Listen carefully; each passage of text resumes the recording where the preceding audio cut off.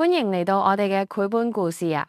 今日介紹一隻好鍾意打卡嘅小松鼠，叫松松。松松平時最鍾意喺森林度尋寶，一揾到特別好食嘅堅果，佢就會好開心。佢仲會即刻影相放上網，連精準嘅 GPS 定位都公開埋，同大家分享啊！不過森林入面有一隻狡猾嘅烏鴉黑羽，日日喺屋企睇住松松嘅動態。黑羽跟住地圖定位，輕輕鬆鬆就去到目的地，將松松收埋嘅堅果偷走晒啦。松松返到去，發現堅果唔見晒，覺得好奇怪又好傷心。點解會咁嘅？松鼠媽媽走過嚟安慰佢，話俾佢聽，隨便公開自己嘅位置其實好危險呀。媽媽教聰聰喺手機度關閉位置分享功能，我哋上網唔需要下下打卡嘅。